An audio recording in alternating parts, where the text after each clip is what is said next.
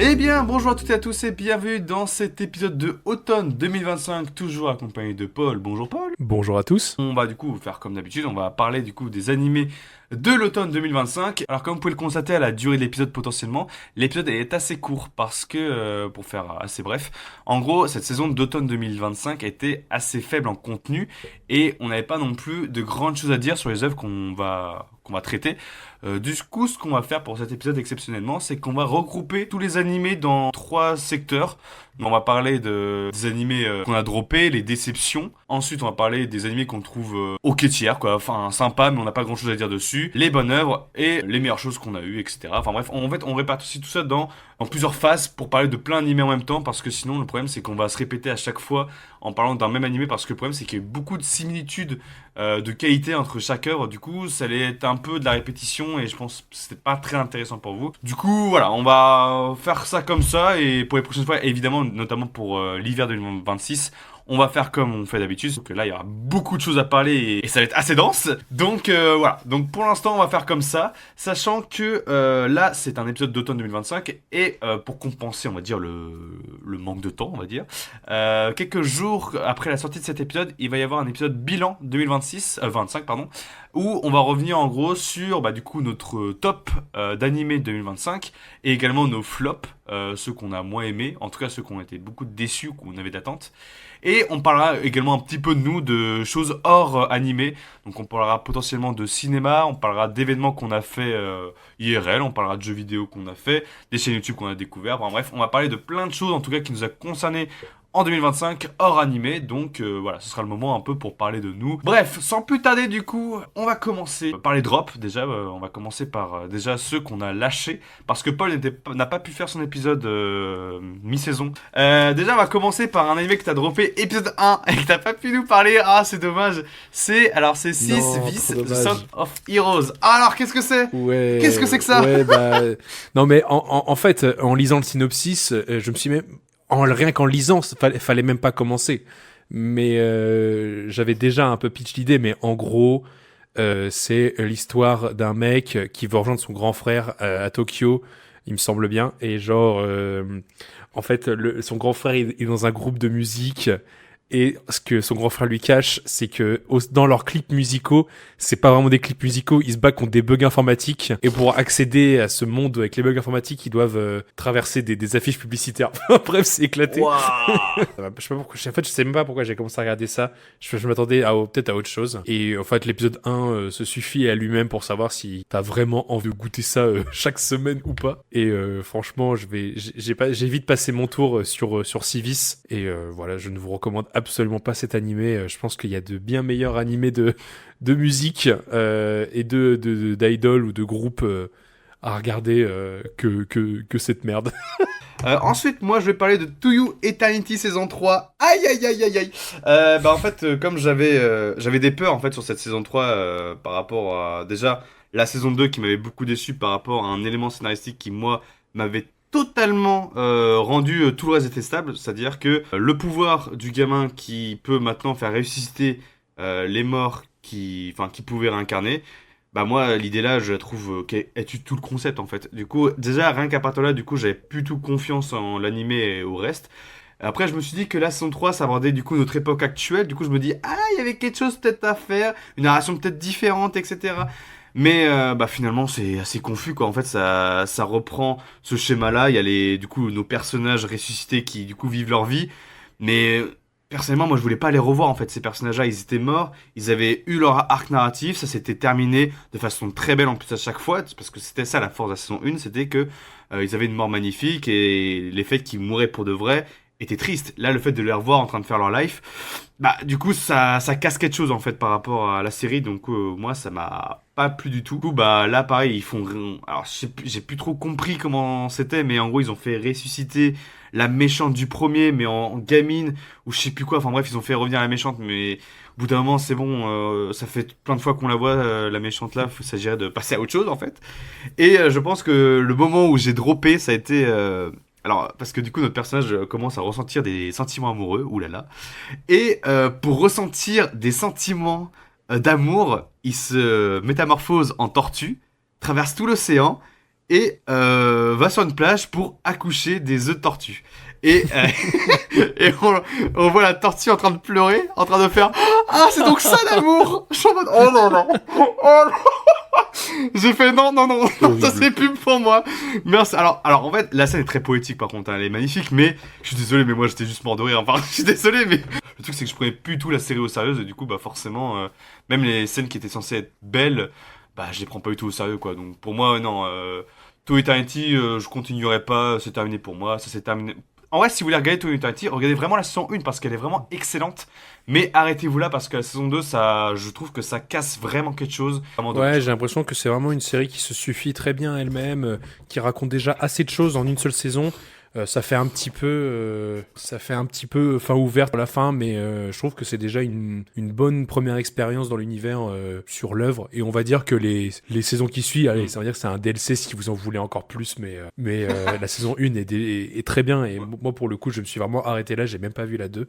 Donc, Alors, on va enchaîner avec Digimon Beat Breaker, qu'on va passer très rapidement parce que, bah déjà toi Paul, je sais que t'es un assez grand fan de Digimon, mais cette série-là, non, bah, clairement pas.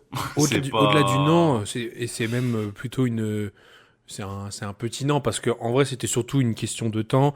Il y avait beaucoup de choses à regarder en même temps dans la saison. J'ai mis clairement des priorités sur autre chose, sur même d'autres choses, mais à global. Et en fait, tu rates un épisode une semaine, tu rates le deuxième la semaine d'après, et en fait, ça s'accumule, et tu te retrouves avec 6 ou 7 épisodes à regarder. Et en fait, t'es là, est-ce que j'ai vraiment envie d'investir autant de C'est la temps corvée, quoi. dans l'œuvre? Bah, en fait, pas tant que ça. Donc peut-être qu'un jour, si j'ai pas grand-chose à regarder, vraiment, vraiment pas grand-chose, j'irai me remettre dedans. Mais voilà, j'ai juste lâché parce que je voulais mettre la priorité à d'autres. Ça veut peut-être dire que du coup, c'était peut-être pas assez, ça m'a pas assez donné envie de continuer, sûrement. En fait, l'intrigue ou toute l'histoire qu'il y a derrière, je la trouve quand même pas très enfin, elle est pas complexe, mais je veux dire, c'est censé être un animé, enfin, enfin, visé pour des gamins. Et je la trouve pas non plus très compréhensible à côté, quoi. Enfin, on se perd beaucoup. Il y a trop d'éléments à prendre en compte. Enfin, le truc, c'est que tu connais l'univers des Digimon, enfin, c'est ok, tu vois. Mais là, je trouve qu'il y avait trop d'informations qu'on était censé savoir. Et que, bah, forcément, on n'a pas la rêve. Du coup, bah, t'es un petit peu perdu quand même. Enfin, pourtant, ça avait l'air d'être une sorte de reboot à la série. Mais, ouais, non, moi, pour le coup, en fait, moi, ça m'a totalement. Moi, j'ai totalement lâché prise parce qu'en fait, juste. J'arrivais pas à suivre le fil, je trouvais pas ça très intéressant en plus de ça. Même si je trouve qu'il y a, je pense, un énorme concept à faire. Enfin, un bon concept d'animé à faire avec cet univers-là. Mais là, pour celui-là, ok, c'est beau. Hein, et ça, pour ça, il n'y a pas de problème. Mais bon, on s'en un peu chier quand même. Hein. C'est vrai Faut qu'on être honnête, hein, c'est on a pas... vu meilleur lancement de série C'est pas Digimon foufou, sur quoi. l'ensemble de l'univers qui est quand même très large. On a vu mieux. On a vu mieux. Donc, maintenant qu'on a terminé avec les drops, on va pouvoir parler des animés que cette fois-ci on a suivis jusqu'à la fin. On va d'abord parler rapidement ou assez longuement, je ne sais pas, parce que bon, il s'agirait d'arrêter de tirer sur l'ambulance. Et, on va parler du coup de la catastrophe de la saison, à savoir la saison 3 de One Punch Man. Aïe Ah, il y aïe en a des aïe choses à aïe dire. aïe. C'est compliqué. Bah en fait, je commençais parce que moi One Punch Man c'est un animé qui me tenait à cœur parce que moi quand j'ai commencé les animés, moi c'était vers 2015, donc moi j'ai commencé un peu avec One Punch Man et tout. Enfin, c'était l'une des premières séries animées que j'avais regardées en saisonnier en tout cas. Et du coup, bah forcément, j'avais de l'attente et tout, et je me suis mis à regarder le manga, enfin à lire le manga parce que voilà, parce que la saison 2 arrivait bien plus tard. Et moi, le manga, j'ai surkiffé, j'ai tout lu, je suis même à jour actuellement. Enfin, One Punch Man, c'est vraiment été une énorme claque déjà sur la première saison, mais pareil sur le manga papier qui est juste exceptionnel. Donc forcément, l'adaptation animée, moi, j'attendais que ça pour avoir du coup bah la retranscription du manga papier sur l'écran, quoi. Enfin. Il y avait tout pour que ce soit une œuvre mais extraordinaire. Bon, la saison 2 c'était un peu compliqué déjà, mais la saison 3 pour le coup là c'est... En fait le truc c'est qu'on a eu une attente de plus de 5 ans. Du coup on s'est dit que forcément vu l'arc qui est adapté, évidemment qu'ils ont intérêt de prendre leur temps parce que c'est l'arc, comment il s'appelle, le QG des méchants, quoi, en gros, souterrain. Du coup, bah forcément, et c'est là qu'il y a aussi le grand combat de Garou contre Saitama. Du coup, forcément, voilà quoi, on l'attendait au tournant quoi, cette saison 3 quoi. Et bah forcément, on savait que ça allait arriver dans l'année. On n'avait pas de trailer, très peu de teasing par-ci par-là. On a eu un trailer qui était pas foufou. Et quand le premier épisode est sorti, bah c'était mais un désastreux quoi. Bah même il y a eu plein de mèmes sur Twitter, la fameuse slide de Garou, c'est moche, les plans sont fixes, les combats sont pas du tout intéressants visuellement, non, c'est très compliqué, c'était très compliqué. Et là où justement les gens critiquaient Sakamoto Day en début d'année, alors je suis désolé hein, mais à comparaison, là oui, en termes C'est d'adaptation, clair. là c'est une vraie catastrophe par rapport à Sakamoto Day. Là pour le coup, ça Ah c'est non, mais vraiment c'est désastreux quoi. clair. Et puis encore une fois, là vraiment. Après, moi je trouve que vraiment JC Staff a du sang sur les mains aujourd'hui. Des gens vont me dire ouais, mais au moins eux ils le font. On a enfin une adaptation et voilà, soyez contents. Franchement, je préfère ne jamais avoir d'adaptation que de faire une aussi mauvaise pub que ça pour le manga, parce que franchement, après un visionnage pareil, ça donne envie à qui d'aller lire le manga pour essayer de se rattraper ou quoi. Franchement, je trouve que c'est vraiment catastrophique. Des fois, faut mieux pas tenter le diable. Regarde, Vagabond, tout le monde sait que le manga est très difficilement adaptable. Il y a encore jamais d'adaptation animée et c'est peut-être tant mieux comme ça. Hein, et ça a construit un peu la légende de Vagabond en plus avec ça. Mais là, le coup de massue que ça prend, il y a une grosse vague de haine du coup sur l'œuvre. Et franchement, je serais à la place de l'auteur, mais je m'en mordrais les doigts. Hein. Franchement, c'est horrible. Et surtout en sachant qu'il y a eu une première saison par Madhouse qui était pour le coup vraiment efficace. Tous les comparatifs, tout va très très vite, toutes les vidéos comparatifs des saisons. Enfin, forcément, tu peux que te mordre les doigts en voyant ça. Mais ouais, moi franchement, c'est au-delà de l'agacement, je suis surtout, c'est triste pour la licence, c'est triste pour One Punch Man de manière globale, c'est triste pour l'auteur. Bon, je pense que JC Staff s'en est mis plein les poches parce que bon, à mon avis, ils ont pas dû mettre toutes les équipes à fond sur le projet, ça se voit. Ils savaient que ça allait apporter énormément d'audience. Ils ont dû se mettre plein les poches et tant mieux pour eux, mais c'est vrai que en tant qu'objet pur d'animation, c'est un vrai naufrage. Et franchement, j'espère sincèrement que aucune autre œuvre aura à subir un traitement pareil. Je pense pas que ça sera la dernière, parce que quand tu vois le traitement de Blue Lock, ça fait peur. Ouais, grosse déception. Et heureusement, j'ai eu le courage de me dire, allez, on va dépasser ce truc-là et on va lire le manga. Et c'est vrai que parce que j'avais jamais lu le manga. Et j'avoue avoir pris un énorme kiff hein, sur ma lecture. J'ai pas encore tout fini, j'ai pas fait l'arc, j'ai pas encore vu le combat emblématique, mais j'ai su fait une bonne partie du manga. C'est vrai que c'est plus dynamique à lire qu'à regarder. C'est quand même dingue.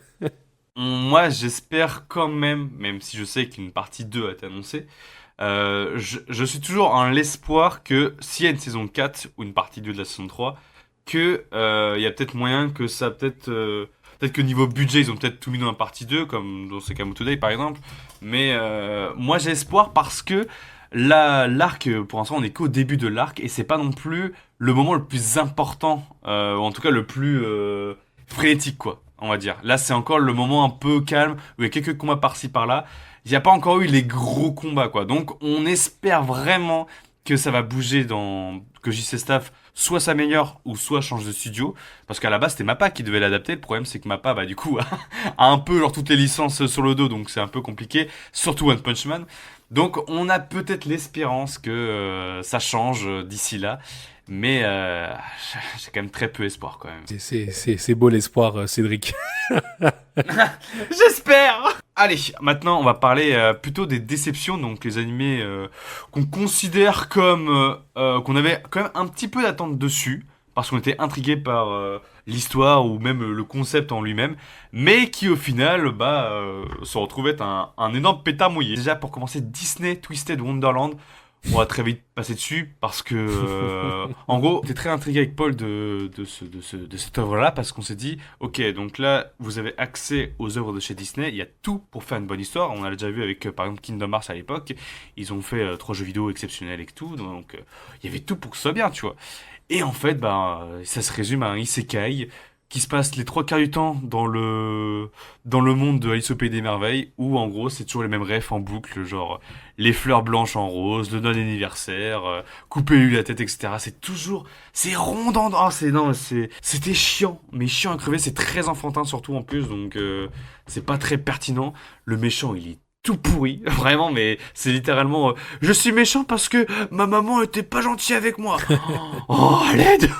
Ouais, c'est bizarre parce que franchement, il y avait un potentiel de fou. Et moyen de faire un truc vraiment, vraiment huge. Mais ouais, je sais pas, c'est très bas de plafond, c'est tout petit niveau d'écriture, les persos sont clichés au possible, ça raconte pas tant de choses que ça. Limite, t'enlèves le mec qui se fait isékaïer de l'histoire, ça change rien. Vraiment, en fait, c'est fou. Mais le personnage principal est secondaire dans l'intrigue. C'est quand même, faut le faire ça. Heureusement que ça faisait que 8 épisodes, parce que sinon, je pense que j'aurais droppé bien avant. Et je me suis dit, bon, ça va, c'est un animé qui est court, donc je peux au moins faire l'effort d'aller au bout. Mais franchement, ça en valait pas la peine. Hein.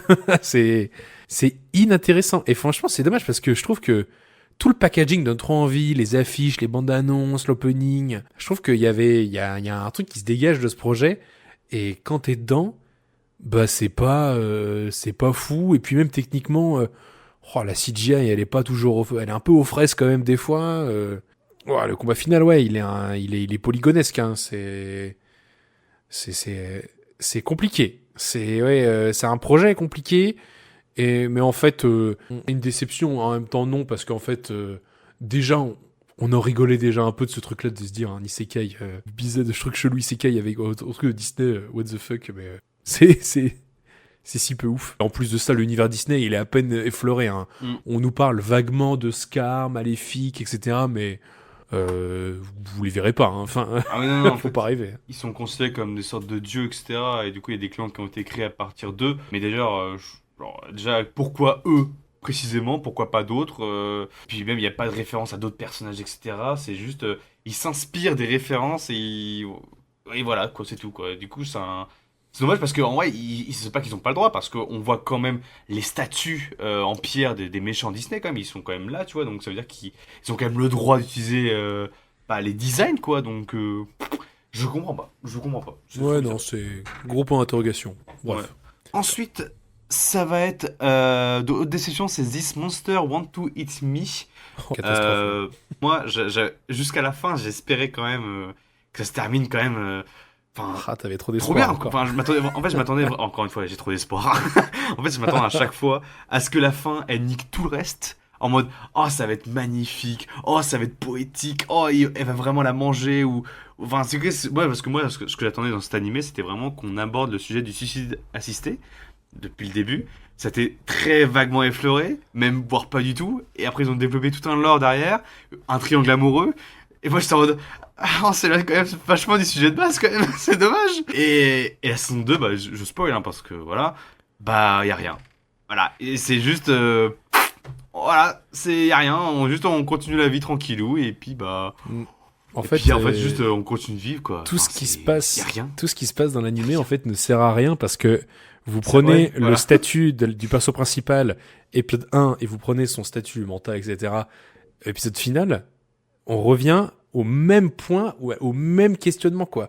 Tu peux en fait tu peux vraiment enlever tout ce qui s'est passé dans l'animé en fait et c'est du vide. En fait c'est rien, c'est genre des petites histoires de mais t'avais promis de me manger, en fait tu me manges pas, je te fais la gueule, oui en fait on s'est déjà rencontrés avant mais je t'ai effacé la mémoire, mais en fait limite Oh là là elle s'en là. branle parce qu'en fait il y a rien qui change factuellement entre elles puisqu'à la toute fin leur relation redevient comme avant et en plus c'est dommage parce que le perso principal il est vraiment il a vraiment ce truc significatif, un peu la dépression, où t'écoutes que ta petite voix, tu te confortes dans la toxicité et tout machin.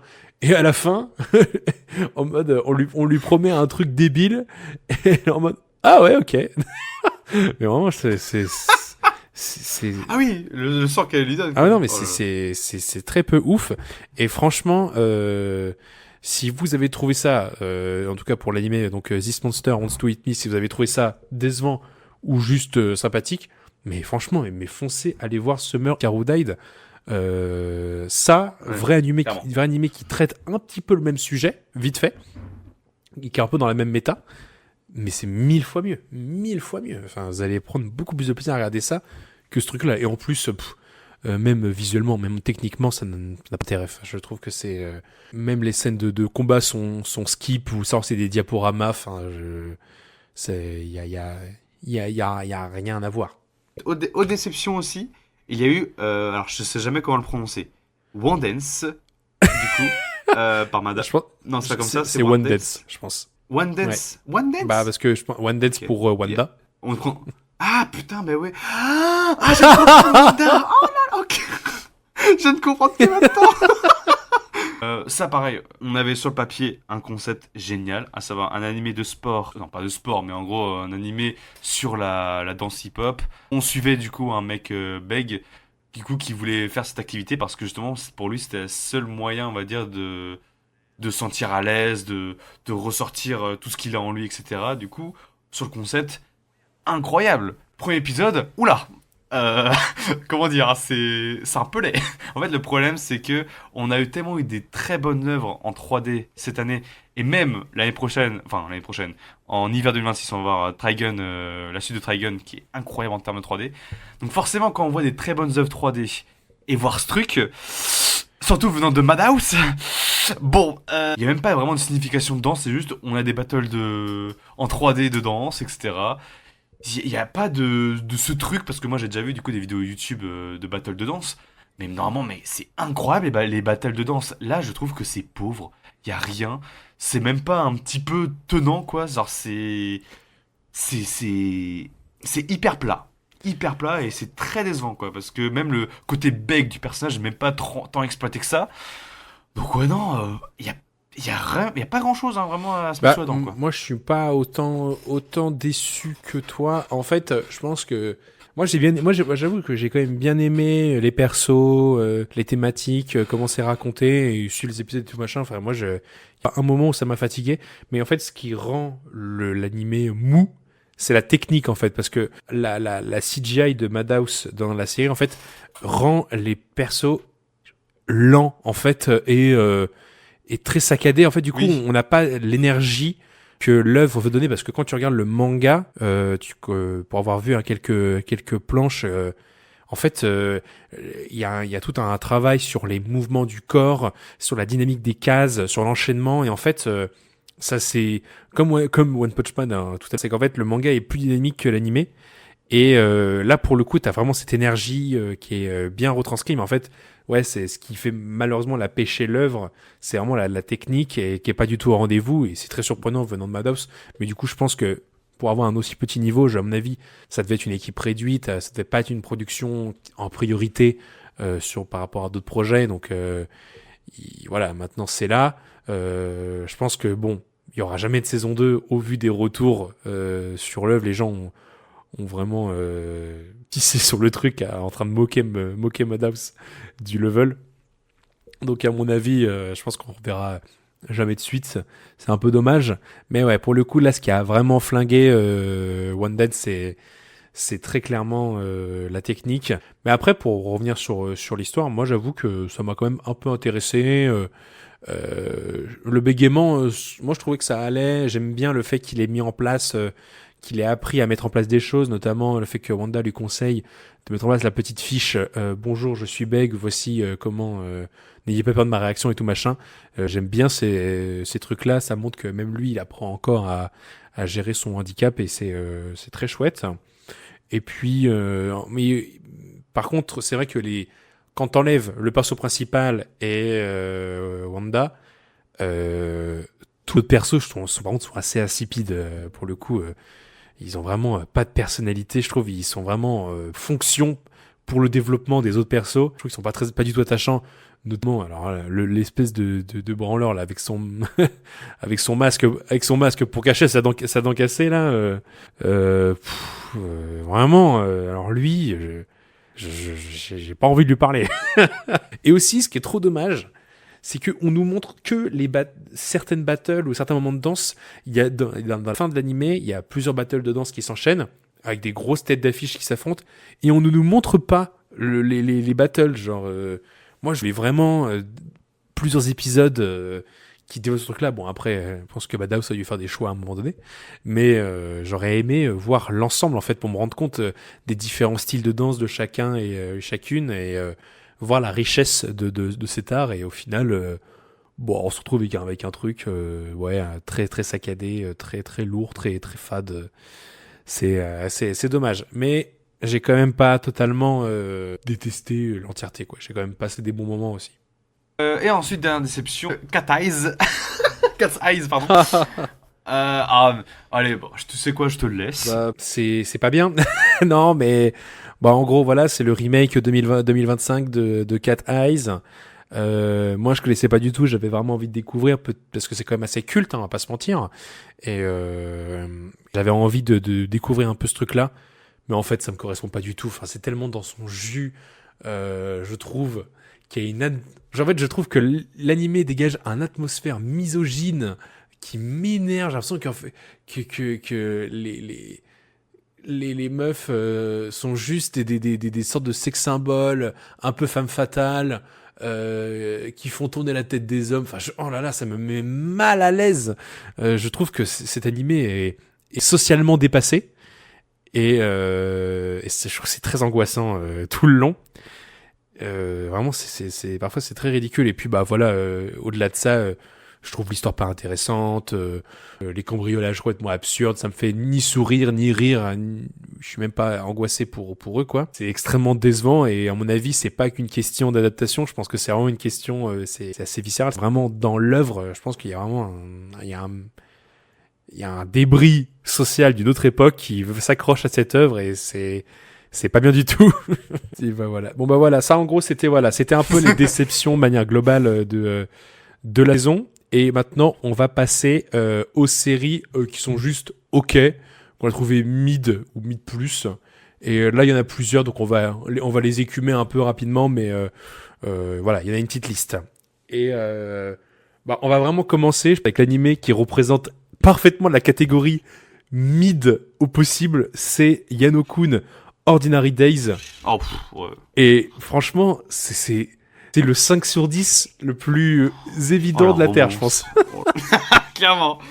Parce que c'est pas catastrophique, hein. C'est pas bizarre, c'est pas gênant, c'est un peu mignon, mais qu'est-ce qu'on s'en fout. C'est un mec maladroit, et t'as une fille qui tombe amoureuse de lui, et voilà. Voilà, c'est plat. Mais c'est plat. Mais vraiment la platitude quoi, vraiment le poulet froid quoi, c'est un truc de fou quoi. En fait, faut vraiment le voir comme une espèce ces fameuses séries où les épisodes ne se suivent pas, où chaque épisode raconte une petite histoire dans le même procédé comique, il y a les mêmes vannes, un espèce de Bibi et Coyote, sauf que cette fois c'est une romance, il y a toujours un qui se casse la gueule, voilà, et l'autre qui est toujours propre sur soi, machin. Faut le voir un peu comme un truc comme ça, c'est un espèce de Looney Tunes ce truc, en fait tout est très prévisible. Mais parce que je pense qu'à mon avis, on n'est pas là. Je pense qu'il y a des gens qui adorent ça, ce genre d'œuvre, et que nous, ça nous parle pas du tout parce qu'en fait, on a la sensation de perdre notre temps parce que on sait exactement jusqu'où ça veut nous emmener, par quelle étape ça va passer, par quel cliché de la romance ça va être tourné. Mais parce que je pense que ça nous plaît pas du tout. Par contre, tu vois, je pense que un animé comme ça pour un jeune public. Voilà. Je pense que c'est un super format parce que ça te demande de pas non plus un level de concentration au max et n'empêche c'est un premier pas dans le milieu de la romance un peu.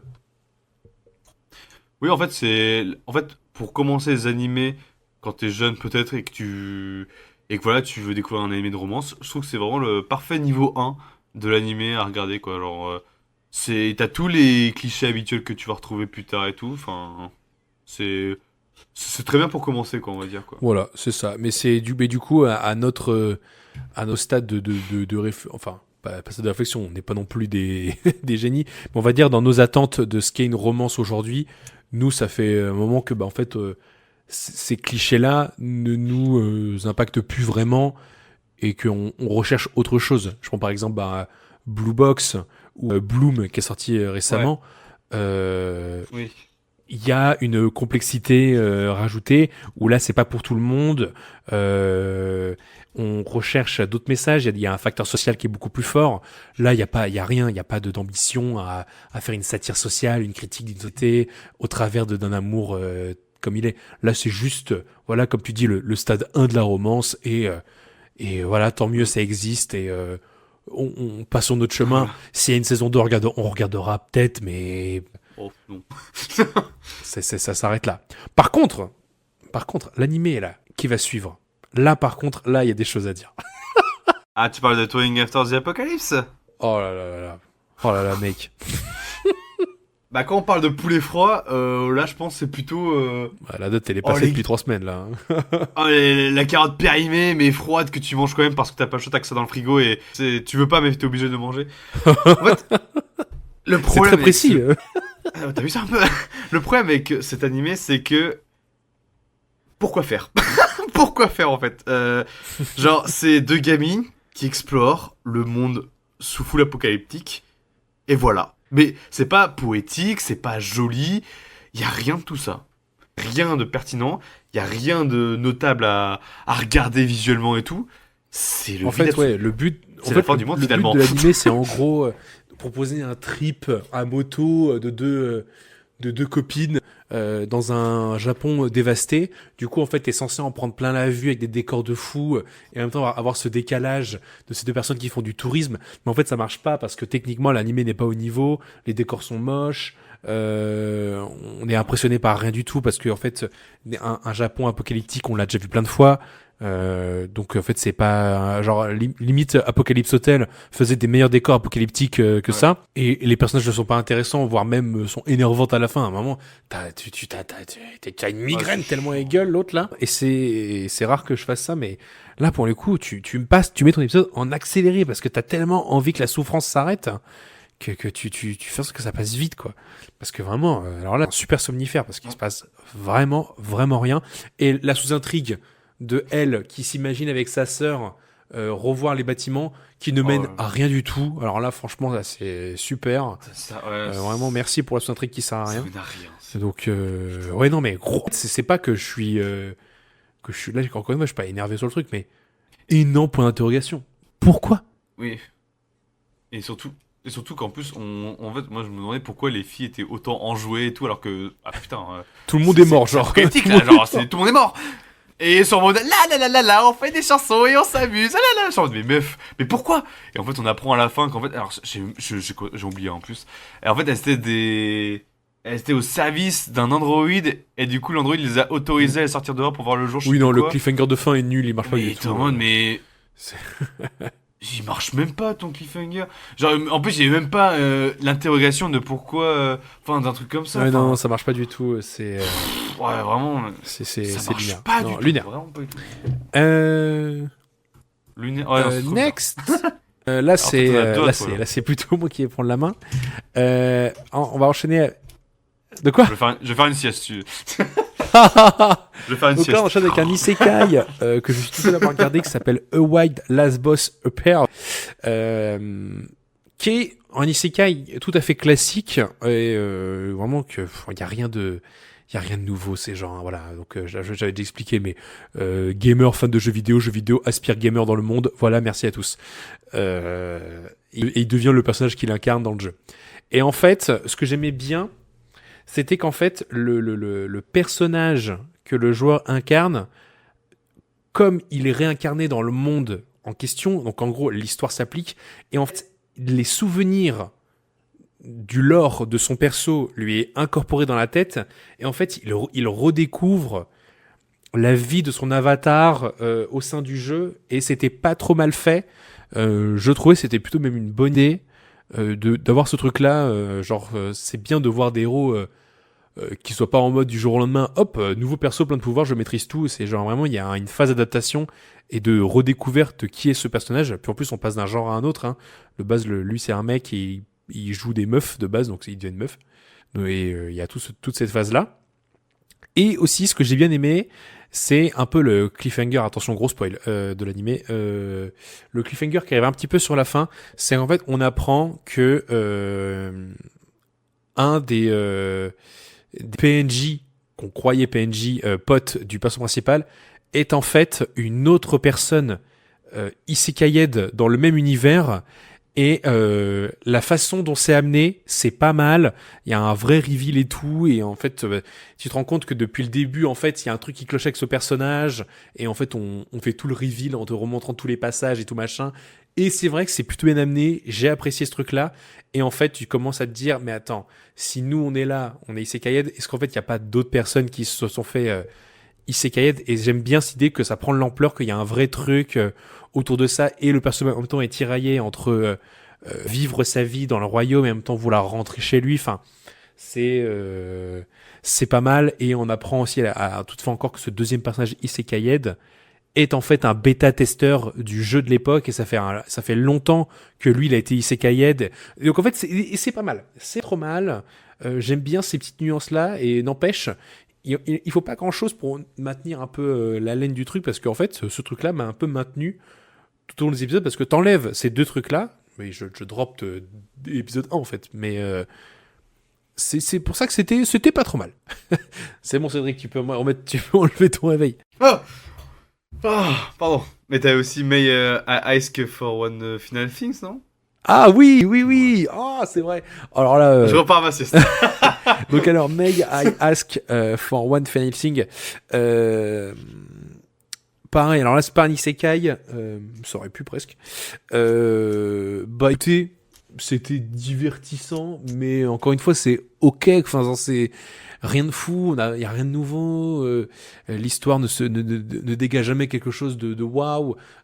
Ok, c'est cool d'avoir une nana un peu badass qui met des grandes patates dans la bouche à des mecs.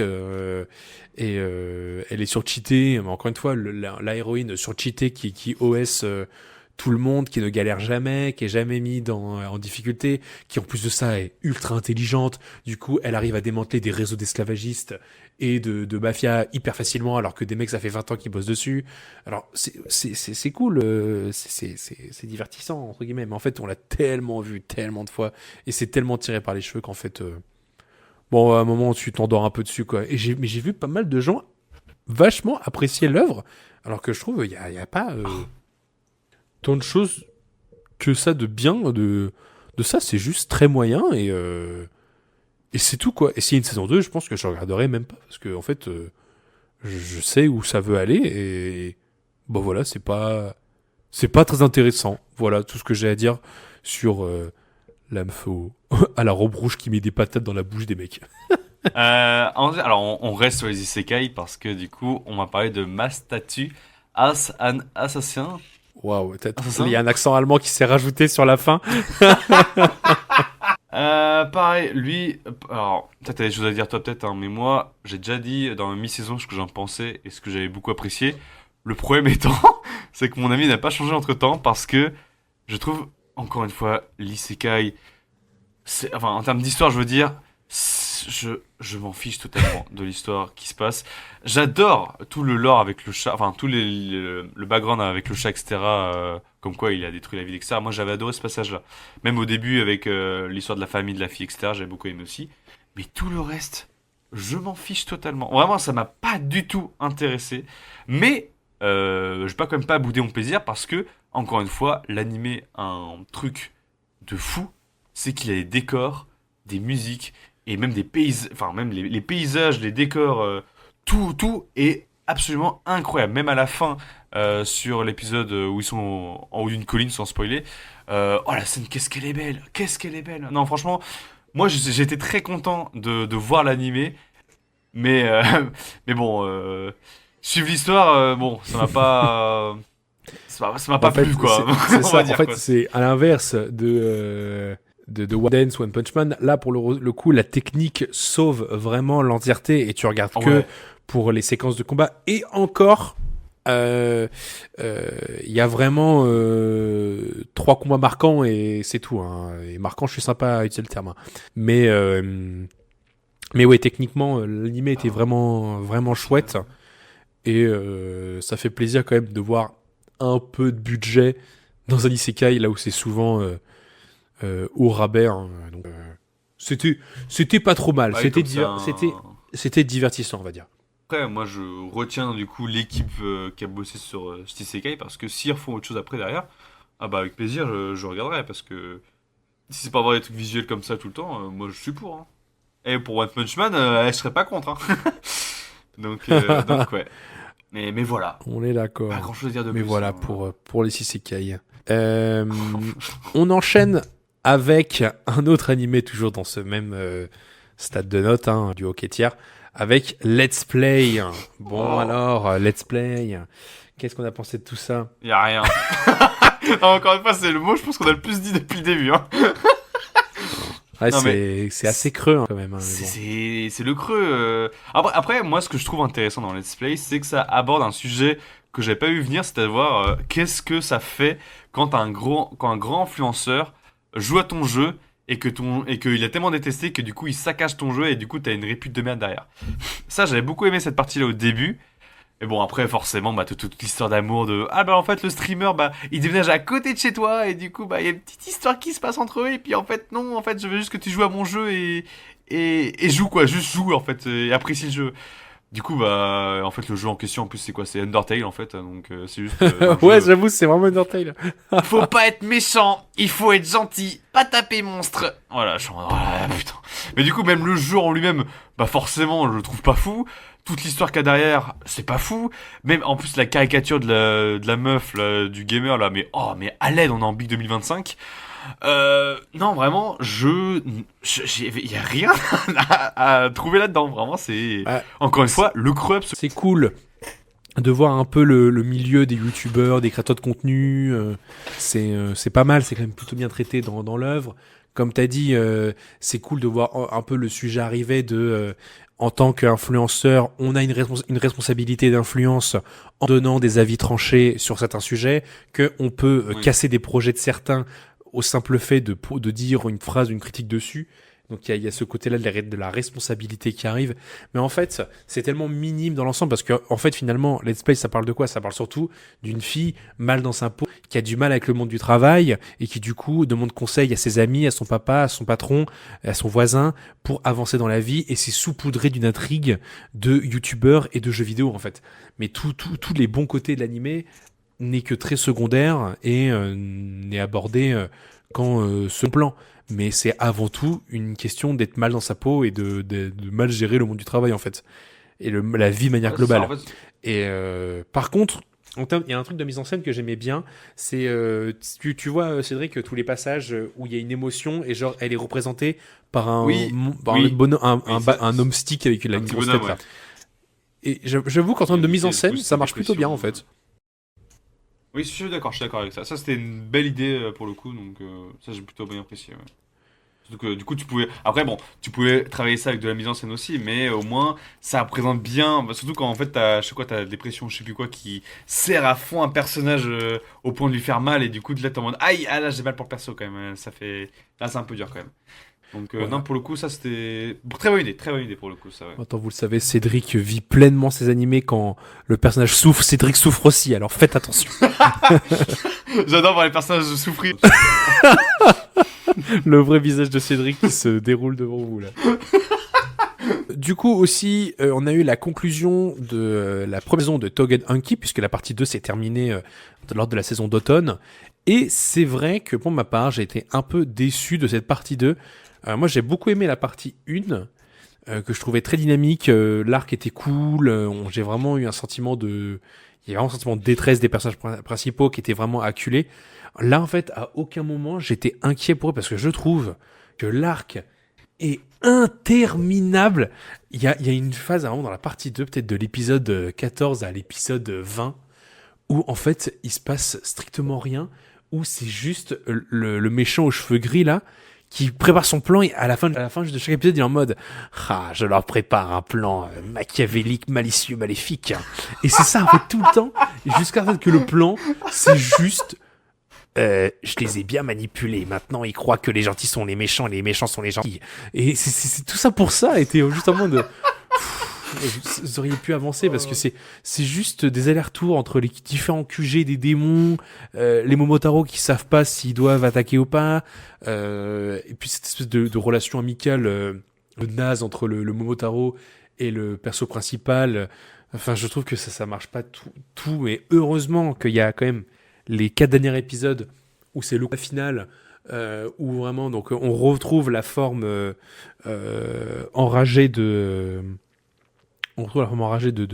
Shiki qui est cool parce qu'on l'avait vu seulement dans les premiers épisodes de la partie 1. Donc c'est vraiment cool. Là, on s'est vraiment dit putain, il va buter un mec à la fin. Bon, évidemment, c'est un shonen Neketsu, donc personne ne meurt. À part le grand méchant machiavélique maléfique. Je sais qu'une saison 2 est déjà prévue et annoncée en plus. Donc évidemment, je regarderai cette saison 2. Mais voilà, un shonen Neketsu très très très classique. Et je pensais que ça allait faire un peu plus de bruit, mais au final... après passer la partie, je pense que tout le monde s'en branle de Toganen. Donc voilà, mais je serai là quand même pour en parler. Très bien, ils seront 3, c'est super. Allez, on enchaîne avec Dusk Beyond the End of the World, qui est, bon, une déception, mais on va dire que c'est un peu c'est le hockey tiers, mais le plus haut du panier, on va dire. Parce que le début de Dusk Beyond the End of the World est très très bon, pour le coup. En fait, il y a tout ce côté univers développé que je trouve vachement passionnant à suivre. Et après, du coup, on part dans une sorte de road trip pour essayer de... Alors, je crois que c'est... Je sais plus c'était quoi l'objectif à la base. C'est de retrouver la tombe de sa sœur, je crois, un truc comme ça. C'est même pas la tombe, c'est qu'il pense la retrouver elle, en fait. Oui. Ouais, c'est ça. Oui, voilà, il pense la retrouver elle. Et du coup, en fait, toute cette partie-là, moi, j'avais vachement... En fait, toute la première partie, j'aime énormément. Mais toute la deuxième, j'avoue que je suis un peu moins dedans. J'avoue que j'ai pas eu trop ton retour là-dessus, mais moi, j'avoue que j'ai pas aimé en fait toute cette partie trouble, on va dire. Moi, ça m'a un peu emmerdé quand même. Donc, j'ai pas été dedans à la fin, quoi. Vraiment. Bah forcément, quand t'as un perso qui arrive après tous les événements et qui se rajoute un peu au triangle, ça fait un peu sur les 3, il y en a un, t'en as vraiment rien à branler par rapport aux 2 autres, quoi. Enfin, c'est le problème d'un trio ou d'un trouble. Hein. Il y en a forcément un où t'es en mode bon. ouais, c'est ça. Et en plus, après tu me diras, c'est un peu, du coup, c'est un peu la conclusion. Elle le dit elle-même à la toute fin qu'elle a été délaissée, et c'est pour ça qu'elle devient un peu méchante sur la fin. Mais moi, pour le coup, le vrai problème que j'ai avec cet animé, c'est je trouve la fin. Elle part complètement en couille. Je trouve que là où c'était assez subtil tout le long, alors là, tout le monde est Fantomas, enlève le masque en mode en fait c'était moi le méchant et en mode j'entends je vais pirater ton cerveau méchant man et what the fuck. Et en fait non, et en fait si. Oui, en fait je suis méchant, en fait je suis gentil, en fait je suis méchant. Et c'est toujours le même truc, c'est le même procédé jusqu'au bout et ça part complètement en couille. Et puis à la fin, un festival, en fait, personne n'est mort, on a ressuscité tout le monde, il n'y a pas de problème. En fait, au passage, en fait, Akira, ceux que vous avez suivi, c'est un androïde, et le vrai Akira, il est bien vieux, il s'est gardé en vie pendant 150 ans et tout machin. Oui, ça complètement en live. Je trouve que vraiment, les 3 derniers épisodes, c'est n'importe quoi. Vraiment, le 10, l'enchaînement 11, 12, 13, là, waouh! Oh, le truc, c'est épique, vraiment, c'est un peu mystique, ce qui se passe quand même. Mais, quand même, le plan final, je trouve quand même très très beau. Où, tu sais, ils sont dans le lit, ils sont un câlin tous les 3, ça, c'est très beau plan. Et en espérant qu'il n'y a pas de saison 2, du coup, parce que, pour moi, c'est une conclusion, là, il n'y a pas de... Par pitié, repartez pas en couille, quoi. Et pour conclure, je vais parler de Spy Family saison 3, qui aurait pu rentrer dans la case déception parce que, encore une fois, en gros, vous n'entendez pas à ce que l'histoire avance à grands pas, malheureusement. Spy Family saison 3, ça n'avance toujours pas. Voilà, c'est vraiment... Après, l'avantage de Spy Family, c'est que c'est super divertissant. T'adores les personnages, t'adores suivre leurs mésaventures. Et même, maintenant, c'est un peu plus centré aussi sur la mère. Et après, t'as toutes les parties espions sur la fin avec le père. T'as du coup l'arc du bus avec Anya, qui pour moi est l'une des meilleures parties de la saison 3 parce que t'as là où ça avançait pas trop, là ça prend un coup d'accélération d'un coup parce qu'en gros il y a une prise d'otage dans un bus où t'as Anya et tous les camarades du coup tous les camarades qui sont pris en otage. Et du coup, c'est toute la question de est-ce que les terroristes vont oser tuer ces enfants parce que c'est des enfants de Bourges, donc forcément il y a un énorme impact derrière et tout, ça peut littéralement provoquer des guerres. Du coup, t'as tout ce questionnement là qui est fait. T'as Anya, bon, certes, qui fait des blagues, mais du coup, elle réussit enfin à obtenir la petite étoile là, je sais plus comment ça s'appelle. Et du coup, tu dis ah bah enfin! Une Stella. Ah oui, voilà, une Stella. Enfin une Stella, c'est pas trop tôt. Du coup, tu te dis, putain, une saison, une Stella, quoi. Putain, on n'y est pas. Si on avait 7 au total, je crois. Donc, on n'est pas encore arrivé. Donc, mais sinon, à côté de ça, le problème, c'est que le fil rouge n'avance pas. Anya n'a toujours pas rencontré, enfin, n'a toujours pas eu cette relation amicale avec le petit gamin, là. Donc, le problème, c'est que, voilà, quoi. On reste toujours au même point de départ quand la saison 4 va commencer, quoi. Il n'y a pas eu de twist, il n'y a pas d'avancement majeur, il n'y a pas une interrogation sur cette famille, etc., qui est peut-être bizarre, qui en fait est une famille d'espions, ou même, en fait, la femme c'est une assassin, et du coup, il y a tout part en couille, etc. Non, ça reste toujours au même point. Et c'est vraiment dommage, parce que le problème, c'est que ça va s'essouffler au bout d'un moment. Et clairement, ça fait peur, quoi, parce que il faut qu'au bout d'un moment, il y ait une conclusion, quoi, parce que on peut pas continuer comme ça, même si c'est super, hein, c'est très divertissant, encore une fois, hein, il y a aucun problème, hein, c'est super cool à suivre, mais voilà, quoi, il s'agirait quand même que l'histoire avance et qu'on arrive à une sorte de conclusion, quoi, parce que ça va commencer vraiment à devenir un petit peu chiant. On va donc passer maintenant aux œuvres qui sont quand même un poil plus intéressantes, on a quand même un peu plus de choses à dire, à commencer déjà par Star Wars Vision, saison 3. Où, alors, on a eu du coup pas mal d'épisodes, on a eu 9 épisodes au total.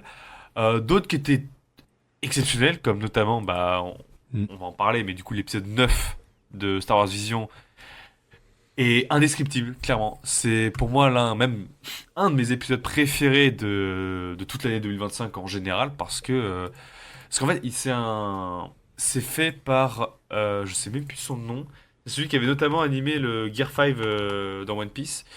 Et en fait, c'est toute une scène très. Je sais pas C'est une comment espèce décrire. de fresque qui C'est. dépeint en fait l'horreur de la guerre au travers de la psychologie Instant Trooper, ouais. d'un Stormtrooper en fait et c'est l'épisode il est glaçant, on touche un peu à la psychologie horreur, enfin c'est je trouve que ça tu finis peut-être t'as une boulot, enfin tu te sens mal, enfin c'est bizarre, on sent on a touché à ton intimité, enfin c'est trop bizarre et c'était vraiment fou d'avoir un épisode comme ça sans parole, où c'est juste un déchaînement d'images, de visuels saccadés, violents, sales. Vraiment, c'était une vraie expérience et je vous invite, même si vous n'êtes pas fan de Star Wars, regardez le dernier épisode de Star Wars Vision volume 3 parce que franchement, c'est une putain d'expérience visuelle et moi je trouve que enfin en tout cas, on a trouvé tous les deux que c'était vraiment exceptionnel, qu'il valait les tours et que vraiment juste cet épisode fait que la saison 3 de Star Wars Vision va me marquer juste pour celui-là, quoi. Moi, c'est ce que j'aime beaucoup avec cette série, c'est que t'as un épisode, un concept ou une expérience visuelle intéressante avec toi, et ça, c'est clairement. Jamais t'aurais pu voir ça dans un film ou une série même à part entière de Star Wars, quoi. C'est vraiment une expérience sensorielle de fou. Ouais, non, Et c'était clairement, ça fait plaisir à voir, quoi. Franchement, rien que pour cet épisode, ouais, ouais, comme, non, comme c'était tu dis, vraiment ça va chouette. me marquer Très chouette. Et pendant très là, on longtemps, parle que quoi, de cet celui-là, épisode. mais les autres épisodes Ouais. étaient vraiment sympas aussi.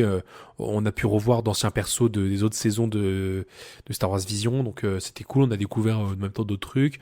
Les styles d'animation étaient chouettes. Il y a eu l'épisode avec la Jedi aveugle.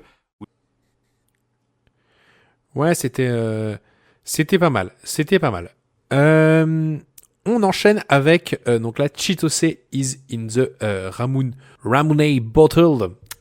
Alors l'animé n'est pas fini parce que alors et justement, c'est pas fini, mais c'est ça le problème. C'est très bien. Pour le coup, c'est vraiment sympa. L'épisode l'épisode 1 d'une heure était vraiment efficace, j'ai trouvé. Les thématiques sont cool, donc en fait on suit vraiment ce personnage principal qui en fait vit vraiment pour ses amis. En fait son quotidien n'a pas trop d'importance, c'est vraiment ce qui l'importe, c'est de pouvoir aider au quotidien ses amis, rendre agréable le passage à l'école sain, parce que lui-même, on comprend que ça a été compliqué et qu'il veut pas que d'autres personnes puissent revivre de harcèlement, de se sentir mal dans sa peau ou quoi. Et en fait, il booste, il motive les gens à se dépasser, à faire les choses bien. Et c'était vraiment cool. Mais du coup, ce qui fait que l'animé, malheureusement, je pense, va être très vite oublié, c'est qu'il a eu une production catastrophique. Déjà, à la moitié de l'animé, il y a eu une pause de 30 jours. Donc ça fait un mois de pause quand même. Donc t'as le temps d'oublier un peu les trucs. Et là, aujourd'hui, on est à l'épisode 10. Il y en a 12 de prévus, je crois, ou 13. Et on n'a pas de date de reprise. On ne sait pas quand est-ce que ça va reprendre, donc en fait, à tout moment, ça va nous faire comme l'animé de Rock qui était sorti il y a 2 ans, qui avait eu 1 an de pause, et 1 an après, on avait eu les 2 épisodes manquants, voilà. Je le sens venir gros comme une maison, que ça va faire pareil, et c'est trop dommage, parce que du coup, tout le monde va passer à côté de ça. Là, actuellement, personne ne peut finir l'histoire, à part à lire le manga, du coup, chiant. Et c'est trop dommage parce qu'en plus ça, même l'animation est cool et l'histoire est sympa. Oui, j'ai vraiment des épisodes qui m'ont vraiment marqué. Bon, peut-être les blagues de cul insistantes extrêmement peu drôles à retirer, mais c'était pour le coup c'est vraiment bien. Donc vraiment Chitose in the Ramen Bottle là, vraiment n'hésitez pas à regarder, mais c'est vrai que on n'a pas la fin, donc c'est dommage. On enchaîne du coup avec l'animé du studio Sansaru, Sanda. Et c'était pas mal, Sanda. C'était pas trop mal. Déjà, toujours, hein, sur Saru, il y a vraiment ce don à rendre la direction artistique d'une œuvre vraiment bien gérée. En fait, ils ont vraiment cette force à bien reprendre le style de l'auteur et à bien rajouter leur patte d'animation dessus. Je trouve que tu reconnais vraiment un animé sur Saru à la seconde une où tu lances un épisode. Déjà très cool que visuellement ça rende bien. L'histoire, il y a quand même des petites choses à dire. C'est vrai que moi j'aime bien cette idée d'avoir repris comme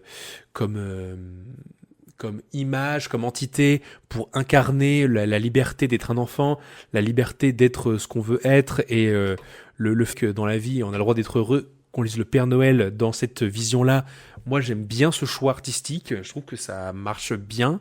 Et en plus, le mettre comme un mec qui se bat et tout, qui met des grandes patates dans la bouche de vieilles personnes, parce que les vieux veulent imposer leur vision du monde aux jeunes, au travers de la société, c'est cool que du coup, en plus de ça, un enfant, c'est quelqu'un qui rêve. Et du coup, le Père Noël, c'est du rêve. Je vais peut-être choquer des gens. Mais non, arrête. Comment ça c'est du rêve? Non, je suis désolé. Et du coup, en fait, utiliser une légende pour combattre la société très archaïque, en fait, c'est très chouette, parce qu'en fait, tu te rends compte que la naïveté de l'enfant, c'est peut-être parfois mieux que les codes sociaux établis depuis longtemps. Donc, c'est plutôt pas mal. Et puis après, en termes d'histoire, en vrai, moi je trouve les personnages secondaires très chouettes. Le personnage de Sanda est cool. Et j'aime bien toute l'histoire sur la maturité, etc. Peut-être le petit bémol, c'est que je trouve quand même le sujet un peu glissant et qui revient un peu trop souvent, du Père Noël qui se pose la question je ne peux pas tomber amoureux d'une enfant de 14 ans, je me sens crade et tout. Alors, dans l'idée, c'est bien, parce que oui, un vieil homme de 55 ans ne doit pas tomber amoureux d'un enfant de 14 ans, c'est mal. C'est pas bien. On dirait que ça venait en mode mais bon, en fait c'est tellement forcé, le sujet revient tellement sur la table, le mec vraiment lutte vraiment à cette idée là, et je suis un peu en mode c'est bizarre quand même de forcer sur ce combat là quand même. Après, je pense que c'est aussi tout le côté hormones aussi, machin, comme c'est des gamins qui ont justement pas connu ça, du coup ils développent des hormones, et du coup comme il s'est devenu un Père Noël, du coup il se dit non, faut pas que je tombe amoureux, et tu sais, c'est résister à cette idée là alors qu'il sait pertinemment qu'il doit pas le faire.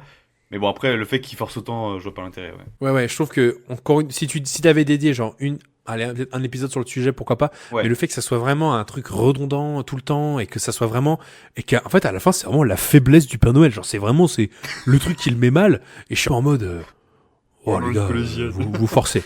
Donc ouais, je pense que là-dessus, petit point d'interrogation, un peu mal à l'aise. Mais voilà, hormis ce truc-là, c'était vraiment sympa. Les scènes de combat sont très bien animées, c'est très divertissant, c'est très cool. Je sais pas s'il y aura une saison 2. Pour le coup, je sais pas du tout. Que Sansaro n'a rien annoncé. Ce serait Pas contre de la mère Noël, production. peut-être. Rien du tout. Donc voilà. Mais peut-être, et aussi autre défaut, peut-être que ça veut aborder trop de sujets. Je pense que l'œuvre se veut comme vraiment un énorme bagage social de plein de thématiques. Et peut-être qu'à force de vouloir en parler de plein, que ça soit d'abandon, de maturité, de sexualité, de société, d'accepter de grandir, de maturité physique, d'avoir ses règles pour les femmes, de grandir, etc. En fait, il y a tellement de sujets et que on se perd un peu dans tous les messages sociaux que ça veut rater. C'est peut-être un peu trop pour 12 Ah ouais, épisodes. non, moi, je trouvais justement que c'était... Enfin, il y en avait beaucoup, mais c'était quand même... C'était à chaque fois bien segmenté, en fait, donc c'était pas trop brouillon, je trouvais, donc... Bah, en fait, moi je trouve que c'est l'auteur veut trop montrer. Regardez, je suis impliqué dans plein de sujets, il y a plein de thématiques qui me touchent, et en fait, jamais c'est très développé, sauf cette question bizarre de tomber amoureux d'une enfant de 14 ans. Et tout le reste, c'est très en surface, c'est très... là, je le dis, du coup, comme je le place, je suis impactant, alors que pas toujours, en fait. Mais donc, voilà, moi, pour Sanda, je recommande quand même d'aller au moins jeter un œil, au moins pour la direction artistique. On passe du coup à la suite avec Tojima Wants to be Kamen Rider, qui continue pour la saison prochaine au passage, parce qu'il y a 24 épisodes de prévus. Donc alors, qu'est-ce qu'on pense de cette partie 1, Cédric? Ah bah, c'était très chouette, parce que, comme j'avais dit dans mon mi-saison, moi j'aime beaucoup cette idée de faire intervenir la fiction dans la réalité, c'est-à-dire qu'un fan de Kamen Rider qui en fait existe vraiment dans la vraie vie et il y a vraiment tous les méchants et tout qui existent. Et je trouve vraiment que l'idée elle est excellente, surtout pour une sorte de remake. Je trouve que l'idée elle est vraiment très très bonne. Et bah après c'est assez classique on va dire en termes de shonen parce que bon bah en termes de shonen pardon. On retrouve voilà le fameux arc tournoi à un moment. On va voir l'affrontement entre plusieurs sbires de Donc, de non, Shonen voilà, C'est c'est assez divertissant, c'est très très drôle surtout ça c'est vrai que même le dernier épisode qu'on a vu là, l'épisode 12 ou 13 je sais plus, il était hilarant. Où ils sont dans le bar à la moitié là c'était très très drôle. Donc non franchement c'est très très chouette à regarder même après le côté animation moi me dérange un petit peu, je trouve qu'il y a quand même des traits assez grossiers mais c'est pas non plus ultra Bah, c'est moi, pas je ce qui va trouve te déranger que plus. Ouais. l'animé a un humour très Jojo-esque. Enfin, Oui. tout est tiré à fond. Le trait, il est grossi de malade. Moi, les expressions faciales m'exterminent de rire. Les répliques. En fait, quand moi, en fait, chaque fois qu'ils font le chaka, j'entends vraiment genre Dio faire comme ça. En fait, je trouve qu'il y a une vraie influence humoristique Jojo dans l'animé et je trouve que c'est très bien, c'est très drôle, j'aime beaucoup l'histoire. On retrouve, comme a dit Cédric, les clichés habituels, genre le tournoi et tout, mais en fait tout est absurde. Enfin, c'est ridicule et moi j'adore quand Tojima il est face à un monstre et là tellement il est heureux de voir un monstre, il en chiale et tout, mais vraiment des énormes gouttes, il est vraiment en mode oh putain je vais lui casser la gueule, vraiment c'est énorme. Et non mais c'est trop, je trouve qu'il y a une influence Jojo là-dedans, franchement bienvenue et c'est super et c'est très drôle. Je pense que c'est l'animé le plus drôle que j'ai vu en 2025. C'était Ah oui, clairement, ouais. c'est Ouais, je pense que ouais, je suis d'accord. c'est la meilleure comédie de 2025. Franchement, c'est très bien. En plus de ça, les combats sont cool. Donc non, franchement, c'est cool. On vous recommande vraiment Kamen Rider et puis vous savez pas freiner par rapport au fait que c'est une licence, etc. Non, clairement, c'est une excellente porte ouverte à Kamen Rider parce que en plus tout est expliqué dans l'univers, etc. Tu comprends totalement les personnages et tout. Enfin, franchement, c'est une excellente porte d'entrée. Donc forcément, allez-y parce que c'est très très drôle, très très bon et assez et assez bon quoi. C'est assez bon quoi. Donc c'est bien. Bon, c'est doux. C'est un poulet un peu plus cuit quoi.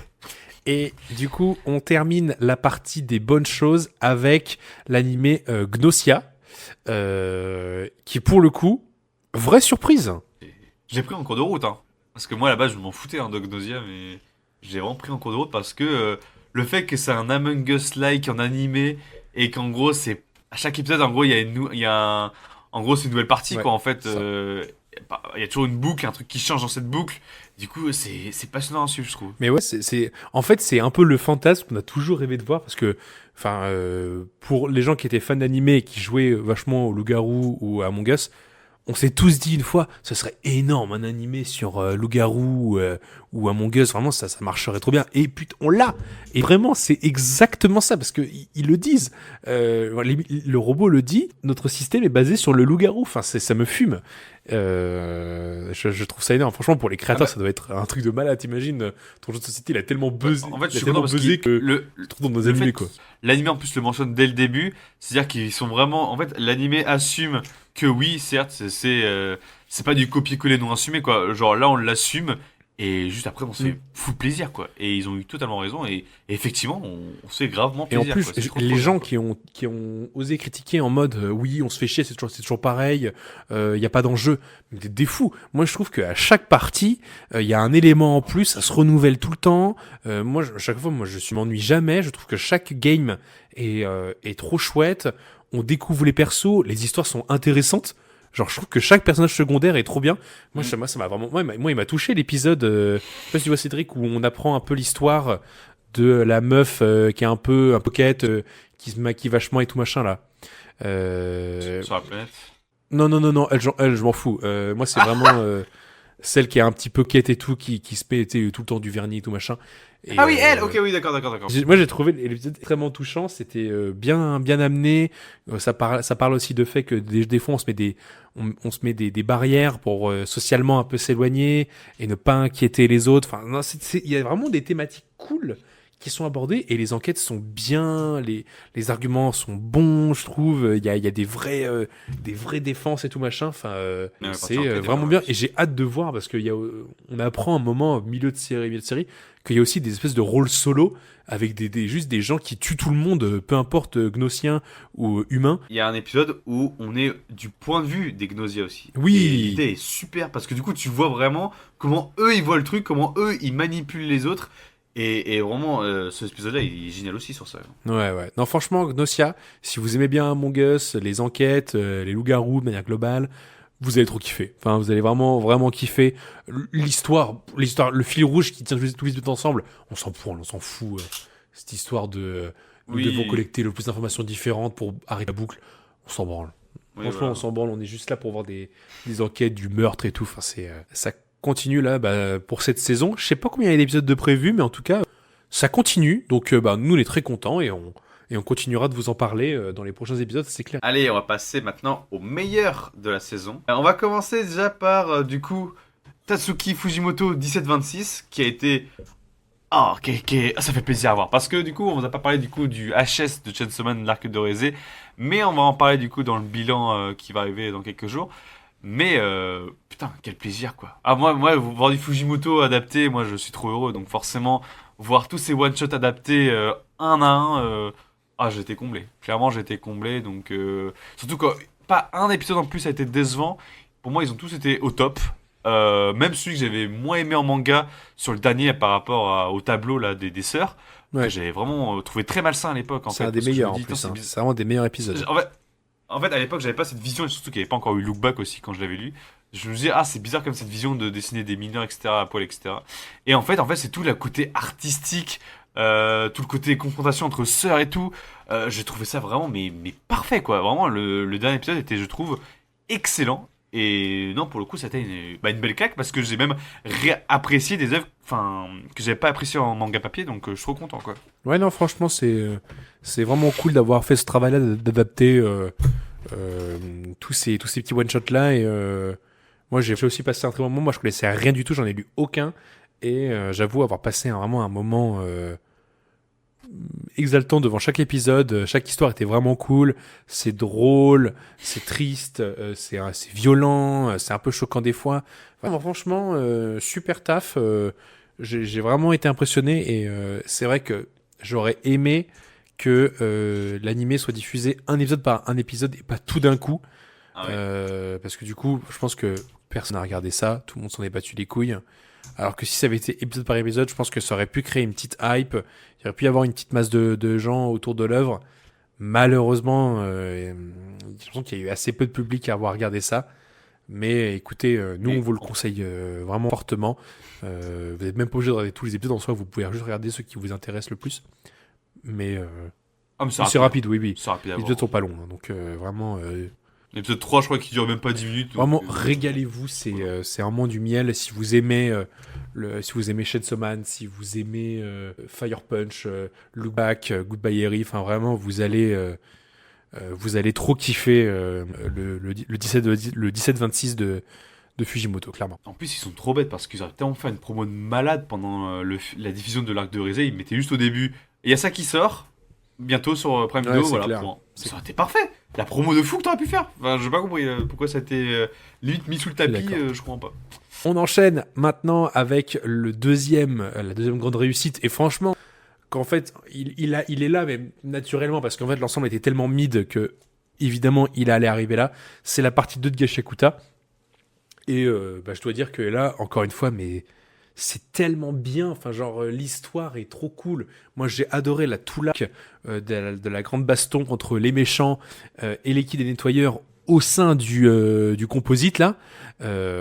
C'était trop stylé qu'il y ait la grosse baston dans l'oiseau et tout machin. Toute l'intrigue du chef des méchants, là, qui veut utiliser un composite pour voler jusqu'à l'île volante et aller les buter là-bas, les mecs, se venger et tout. Et enfin, c'était bien dark, bien cool. Et les scènes de combat trop bien. Tous les pouvoirs sont ultra novateurs, je trouve. Il y en a aucun qui ressemble à d'autres. Chaque combat était cool. Puis il y a une vraie violence globale, je trouve. Dans le truc, genre juste le moment où la meuf se rappelle qu'elle a un gun et que juste fuck les pouvoirs, je te tire au flingue et les armes, voilà, ça met tout le monde d'accord. J'étais en mode mais oui, c'est super, hein. Très bien, ça c'est des histoires qu'on veut voir.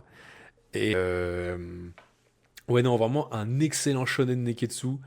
J'ai hâte, très très hâte de voir où ça va nous emmener.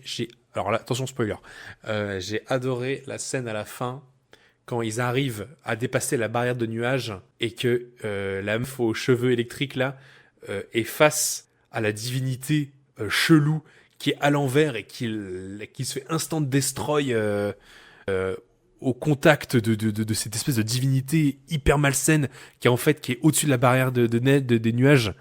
J'étais en mode waouh, putain, mais en fait il y a un lore, il y a un côté très mystique, il y a vraiment une espèce d'espèce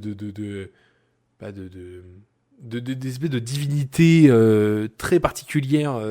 Il y a une mythologie, voilà, il y a une mythologie qui a l'air assez cool entre cette espèce d'ange qui fait apparemment des allers-retours entre l'île céleste et le monde des déchets, cette divinité qui les attendait à la barrière de nuages, la fameuse, les différents attributs de la tenue du gardien, je crois. Enfin, il y a vraiment une mythologie cool et j'ai trop hâte de voir ce que la saison 2 veut nous raconter. Puis là, en plus, là, ça part en couille, hein, le chef des nettoyeurs qui est convoqué avec l'espèce de conseil bizarre là. Enfin, ouais, ça va être bien cool. Je suis bien hype pour la suite. Vraiment, j'ai très très hâte. Ça va être cool. Ça va être très cool. Et pour conclure cet épisode, je vais vous parler de la dernière saison de My Hero Academia. Comme je l'ai dit avec One Punch Man, je la suis depuis mes débuts, depuis le début, hein, depuis 2015, hein, c'est là que ça avait commencé la première saison. Et depuis, j'avais toujours regardé les saisons, j'avais même regardé en manga, etc. Et le fait que là, c'est terminé, ça fait très bizarre, parce que t'as tellement suivi ça pendant plus de 10 ans, et le fait que là, ça se termine, ça fait un grand vide. Bon, c'est pas au niveau d'un One Piece, évidemment, mais ça fait quelque chose de voir que les personnages que t'as suivis pendant plus de 10 ans, que t'as apprécié, que t'as adoré, etc., là, leur histoire est terminée, surtout qu'en plus, la fin, elle est enfin, la toute fin, hein, du coup, le dernier épisode et tout, il y a un générique qui explique ce que deviennent les personnages, ce qu'ils font, ce qu'ils ont devenu dans la société, etc. Ça m'a vraiment touché, même si c'était des personnages fictifs, moi, ça m'a vraiment beaucoup touché. Et moi, je suis très reconnaissant sur cette œuvre parce que moi, j'avais beaucoup adoré ce concept d'un petit gars qui avait pas de super pouvoir et qui d'un coup obtient les pouvoirs d'un des plus grands héros de la planète, qui du coup apprend à contrôler ce pouvoir et de voir son évolution, bon, qui des fois puis un peu la merde, mais il y a quand même eu des bons moments dans My Hero Academia, notamment la saison 7, l'avant-dernière saison qui pour moi était vraiment mais excellente en tout bout, plein de twists, des excellents combats. Il y a eu vraiment, pour une fois qu'on peut le dire, dans un grand animé shonen, il y a eu une fin satisfaisante, pardon. Et ça, c'est vrai que c'est toujours un petit peu le point difficile dans une grande œuvre, c'est que la fin, elle est toujours un petit peu soit mouais, soit un petit peu facile, soit décevante, etc. En tout cas, sur les grandes séries, ça a toujours été un peu ça. Et My Hero Academia, je dois avouer que je suis très content de cette conclusion, très content aussi de Midoriya, du coup, de son choix à la fin, de ce qu'il est devenu, etc. Et non, pour le coup, je trouve que c'est un excellent shonen pour commencer, on va dire, le monde du manga, de l'animation japonaise, etc. Je trouve que c'est très bien du début à la fin. L'animation, en plus, de Madhouse, elle reste dans sa même DA de la première saison, etc. Ça perd pas en qualité. Donc, non, franchement, je suis très content que ça se termine enfin. C'était très cool à suivre. Non, franchement, je sais pas quoi dire de plus, hein. C'était une belle aventure, c'était beau. Et du coup, je recommande vivement, si jamais vous voulez vous lancer un moment dans My Hero Academia. Parce que, comme la fin est satisfaisante, du coup, ça vaut le coup vraiment de se lancer dedans. Donc, pour le coup, allez-y, c'est une belle aventure, quoi. Voilà. C'est les émotions. C'est les émotions. Ah, alors que la saison C'est 4 les pue la émotions. merde, mais c'est bon, c'est bon. Donc voilà, nous arrivons au terme de cet épisode de fin de saison d'automne 2025. Merci d'avoir écouté cet épisode jusqu'au bout. On se retrouve très prochainement pour déjà le bilan 2025. À moins que vous l'ayez déjà compté, ça dépend en fonction de comment vous écoutez les épisodes. Et on se retrouve aussi très bientôt pour l'épisode de début de hiver 2026. Et là, je peux vous dire, ça va être du lourd. On vous réserve Ah ouais, alors là. plein de trucs de fou. On va parler de plein d'animés, que ce soit des suites ou des nouveaux. On a déjà vu pas mal de premiers épisodes extrêmement satisfaisants. Donc on a très hâte de Très vous en parler. surprenant. Très surprenant, ouais. L'épisode, au passage, d'hiver 2026 risque d'être un peu long parce qu'il y a énormément de choses à traiter. Donc voilà, vous êtes prévenus, mais ça devrait que vous faire extrêmement plaisir. Merci de nous avoir écoutés jusqu'au bout. Très bonne année 2026. Ah oui. On ne l'a pas souhaité au début, mais C'est on vous bonne souhaite année. une très belle année 2026. On va encore se régaler. Et encore merci pour tout le soutien que vous nous apportez, que ça soit en mettant des bonnes notes au podcast sur les plateformes, en réagissant sur nos réseaux sociaux, en interagissant avec nous dans la section commentaires. Donc c'est toujours un plaisir de vous partager du contenu. Et puis on continue à développer notre petite affaire et on espère que vous êtes toujours heureux et contents de nous entendre. Très bonne fin de journée à vous, très bonne soirée et on se dit à une prochaine. Ciao ciao. Ciao, ciao.